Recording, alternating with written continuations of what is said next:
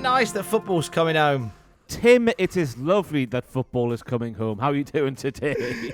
I am delighted, what with football coming home and all. I love the picture of everybody celebrating last night. The Cultaholic lads back together. I'm sad I wasn't there. Oh my God, Tom. I am hanging out my arse. And what is more, I have injured myself. Let me get my foot on camera and risk demonetization. Look at the state of that blister. Oh!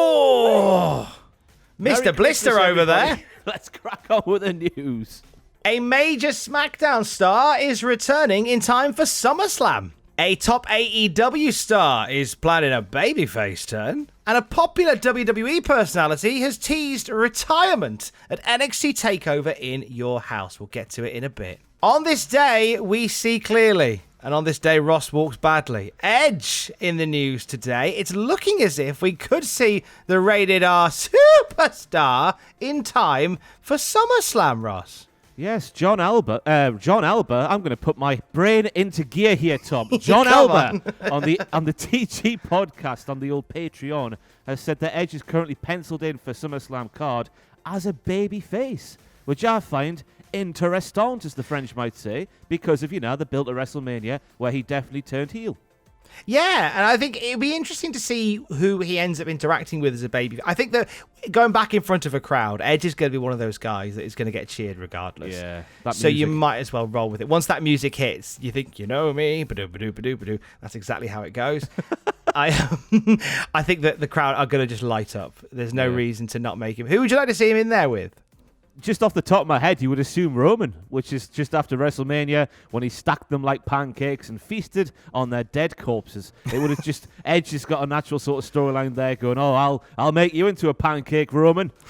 Syrup and everything. So the match ends with Roman Reigns covered in syrup. That feels like a very WWE thing to do. I'm more for that. Food, just like dog food from back in the day. Oh, happy days. So Edge returning. He's not been around for a while. He would have missed a lot of the hullabaloo backstage. There's been a lot of moving and shaking within WWE, and a lot of people at the HQ, a lot of departments shrunk down and reset. And of course, we've seen a lot of releases from the WWE in ringside as well. Sheamus was chatting to Vicente Beltran about locker room morale following the recent bout of releases. And Sheamus says the locker room is going to get on with it. I've been with the company for 12 years. It's part of the business. People come and go, and you get on with it. Every Monday, you have to go out there and perform. And I guess it's like any other job that, you know what, you get mates there, but sometimes they leave.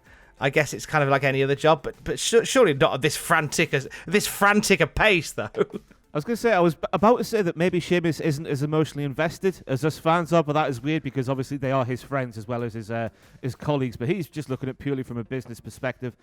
You look at the career of someone like Mr. Perfect in WWE back in the day and compare his tenure to some of the superstars we see today, like Buddy Murphy had been there since 2012 or something crazy like that.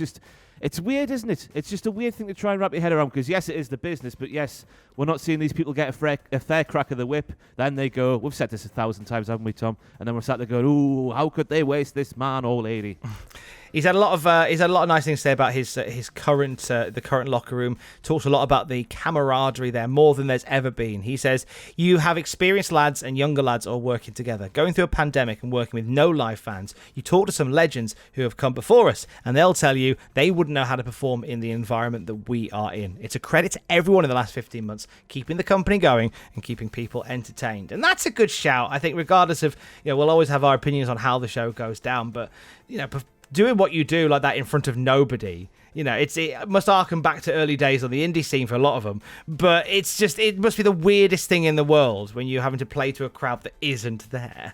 Yeah, that's the adrenaline, obviously feeding back off the live audience and getting that sort of, that organic reaction that everyone strives for in the old wrestling business. So yeah, I don't know how they do it, but they have. Fair play.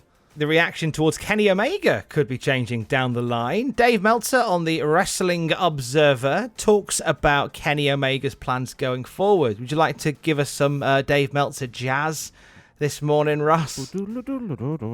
In time, Kenny Omega is doing this heel turn to come back and turn and be a big baby face, whenever that will be in a year or whatever. Ellipsis, dramatic pause. With Kenny hunting, I don't know when that will be. So Kenny might turn heel, Kenny might not turn heel. I haven't got a clue what's going on here. My name is Dave Meltzer. He goes on though, Tom. He goes on. Roman Reigns and Kenny Omega are essentially the same character in the sense that they are heels who are being groomed to be the top babyface star down the line of the promotion. And when I hear Roman Reigns and babyface, I just don't want to see it. It's so good as a heel. Just keep him heel forever. The problem is he's going to become that heel that everyone loves. So put Roman's in that weird position that some fall into, like The Rock did in the early noughties, where when he's a bad guy, people want to cheer him. When he's a good guy, people want to boo him. Yeah, it's the constant struggle. Hey, staying with AEW, it's been made official for the forthcoming Road Ranger. That's a car, I'm sure. The AEW Dynamite Road Rager on July the 7th. So we're booking quite far ahead here. We're going to see Cody Rhodes versus QT Marshall in a South Beach strap match. I wanted to bring this up because coming back to something you and I and Matthew talked about on the Cultaholic podcast, in that I think that AEW think that this Nightmare Family versus Nightmare Family feud is more interesting than they think it is.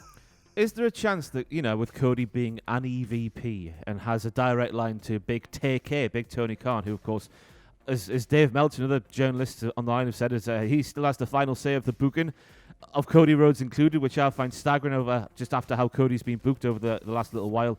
Maybe Cody's been in TakeA's ear, and maybe he's just convinced TakeA that people are actually invested in this. Because from what I see online, in my personal opinion, I'm not. No. I'm no, and I'm the same. Whenever I watch it, I go, okay, they're still doing this. But it's weird how, like, if this was being booked in Extreme Warfare Revenge, the wrestling emulator, they'd all be getting marked down for being pushed too hard. You'd be losing points out the wazoo. Yeah. I can't wait for the day where Anthony Ogogo and Nick Camarato and people like just turn on QT because he's holding them back. And I don't know if that's the point, because obviously QT Marshall is a bit of a heel, isn't he? And a bit of a naff heel, I think, on purpose as well. But yeah, I just can't wait for that day to come. There is a day that is on the horizon, potentially, that we never wanted to see happen. We'll close out with this. No. It was as NXT TakeOver in Your House was going off the air. William Regal left the venue. It'd been a fraught night. There'd been fights here, there, and everywhere, between performers in the matches and Todd Pettingill and Dexter Lumis over karate fighters. It had been a fraught evening, and William Regal said he'd never seen such bedlam in his 7 years as general manager. And with what was blatantly tears in his eyes, he said maybe it's time for a change before walking off. Are we seeing William Regal step down as general manager on Tuesday, Ross? Please don't say it so. Please don't say it's going to happen. It's William Regal is perfect in his role as NXT general manager, whatever you want to call him, because when he rocks up, things are severe. He's not one of those general managers who just steals the spotlight from everybody else on the show that we see so much from, well, not as much today from WWE, but certainly over the past 10 years from WWE. I hope not. What do you reckon? I have this horrible feeling that we're going to see William Regal maybe transition away from this role. Now, on the media call afterwards, Triple H said that William Regal has that general manager's job for as long as he wants it.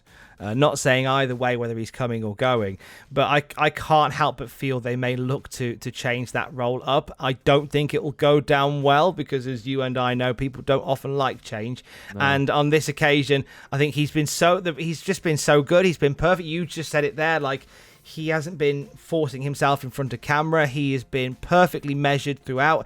It doesn't feel like 7 years. It just feels like he's just always been there, and which I guess he kind of has. I'd be so sad if he goes. Nothing gold can stay, and I hope he doesn't. It wouldn't surprise me if he does. I guess we'll find out more details on Tuesday, won't we? Maybe he'll just shout War Games one more time for old time's sake. Maybe he'll come back like Teddy Long does there's a tag team match. You just come back and shout War Games, and that'll be his year's work done in WWE. But we've got to go for Mr. Bibley, whatever he's called off World of Sport now, haven't we? It's time for the Bibley era in NXT. Is that what he's called? No. Bibley? Was it Bibley? Something like that off World of Sport. Who's Bibley? He was terrible. That old fella off World of Sport who was like the general manager. He was awful. An actor. He was an actor, had no idea about wrestling. We need to get him in NXT. That'll make things interesting. Let's do it. Mr. Bibley. More news later. Stay safe. Love you, Bibley.